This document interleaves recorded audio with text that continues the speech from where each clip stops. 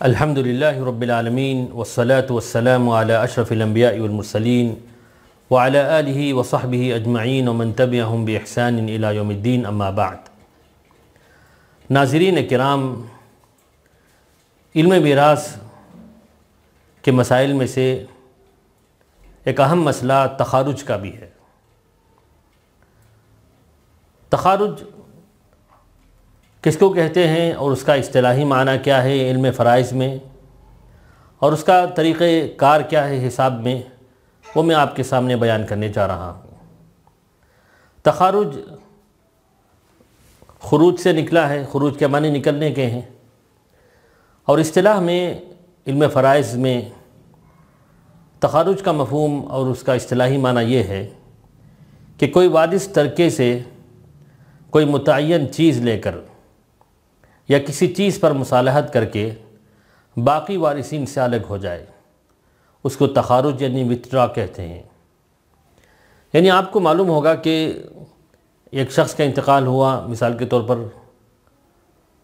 بیوی بچے ہیں، اس کی کئی اولاد ہے، ان میں سے ایک اولاد کو اللہ نے دنیا جہاں کی اور دولت دی ہے،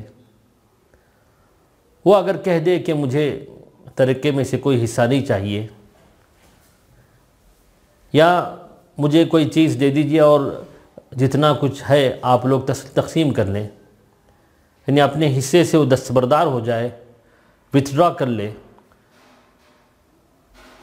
تو یہ کرنا جائز ہے، کیونکہ یہ آپسی رضامندی اور مفاہمت سے انجام پاتا ہے۔ جیسے کوئی مالدار بھائی اپنے دوسرے غریب بھائی بہنوں کے لیے وتھڈرا کر لیتا ہے کہ مجھے تو اللہ نے بہت ساری دولت دی ہے، جو ہے آپ لوگ تقسیم کر لو۔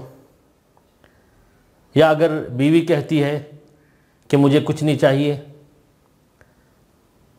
یا تھوڑی بہت جو چیز مجھے ضرورت ہے وہ دے دیں اور بقیہ آپ بچے بیٹے بیٹیاں تقسیم کر لو، ہو سکتا ہے۔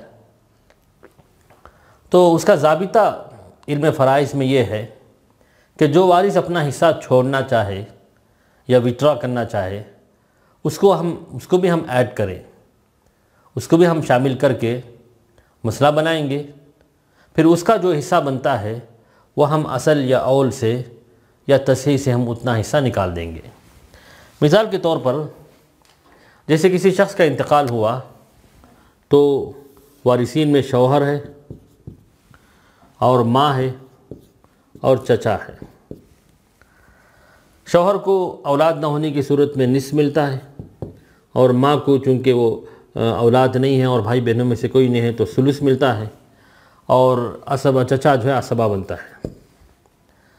اور مخرج یہاں نصف اور ثلث سے ملے تو مخرج 6 ہوتے ہیں، 6 کا نصف 3 اور ثلث 2 اور باقی بچا 1۔ تو اس مسئلے میں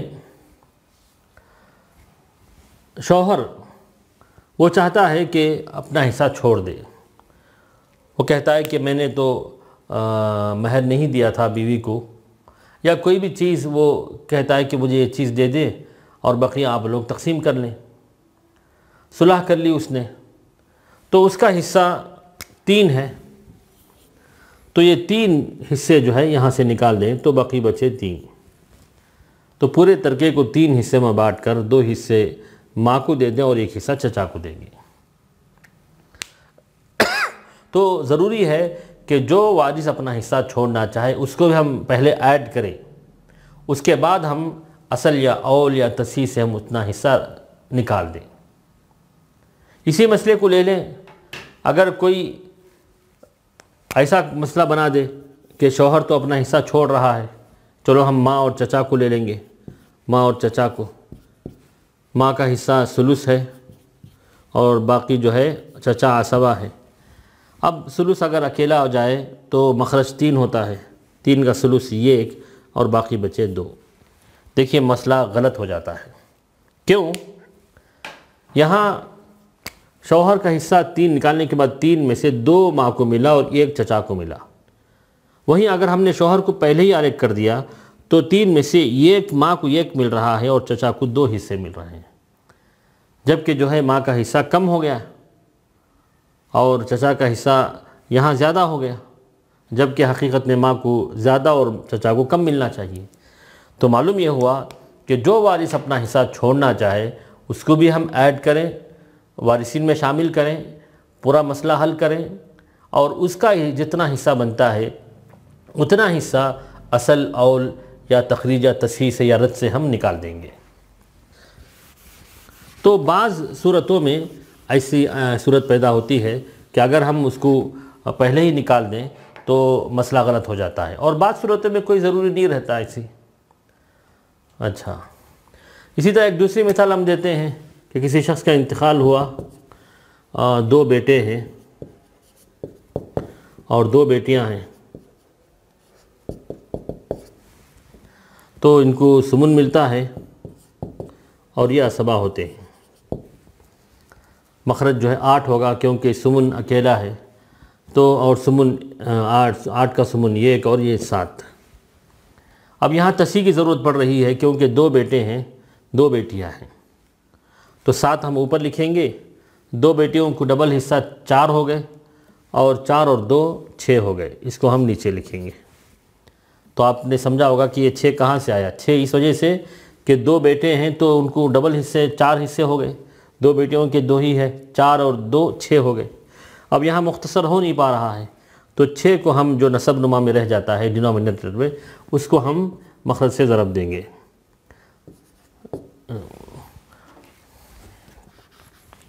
تو 6 8 48، 6 8 48۔ اس کے بعد ہر ایک کا حصہ نکالیں گے، 6 1 6، 6 7 42۔ اب 42 میں ان کے 2 حصے 4 اور ان کے 2 6، تو 42 ڈیوائیڈڈ بائی 6، 6 7 42۔ تو ان کو جو ہے 7 + 7 آ گیا، کیونکہ ایک ایک حصہ ہے، ان کو ڈبل ہے 14 + 14۔ اب یہاں دیکھیے ہر ایک کا حصہ وارث ہو گیا۔ اس مثال میں 2 بیٹوں میں سے ایک بیٹا کہتا ہے کہ مجھے کچھ نہیں چاہیے، اللہ نے مجھے بہت ساری دولت دی ہے، تم لوگ اس کو تقسیم کر لو۔ تو ہمیں معلوم ہوا کہ ایک بیٹے کا حصہ کتنا ہے، اس میں 14 ہے، تو ہم کو جو ہے 48 میں سے 14 اگر ہم نکال دیں گے تو 34 بنتے ہیں۔ تو پورے ترکے کو ہم 34 سے ڈیوائیڈ کریں گے، اس میں سے 6 حصے بیوی کو چلا جائے گا، 14 حصے ایک بیٹے کو، کیونکہ ایک بیٹا تو اپنا حصہ چھوڑ کر وتھڈرا کر لیا ہے، اور 2 بیٹیوں کو 7 حصے چلے جائیں گے۔ تو معلوم یہ ہوا کہ تخارج کا طریقہ یہ کہ جو وارث اپنا حصہ چھوڑنا چاہے اس کو بھی ہم پہلے ایڈ کریں، اس کے بعد اس کا جتنا حصہ بنتا ہے اتنا حصہ ہم مخرج سے، اول سے یا رد سے یا جو ہے تصحیح سے ہم نکال دیں گے، اور بقیہ حصے جو ہے باقی وارث کو دے دیں گے۔ تو امید کہ یہ مسئلہ واضح ہو چکا ہوگا۔ اللہ تعالیٰ سے دعا ہے کہ اللہ تعالیٰ ہم تمام کو ایسے مسائل سمجھنے کی توفیق نصیب کرے۔ وآخر دعوانا الحمدللہ رب العالمین، وصلی اللہ علی نبینا محمد۔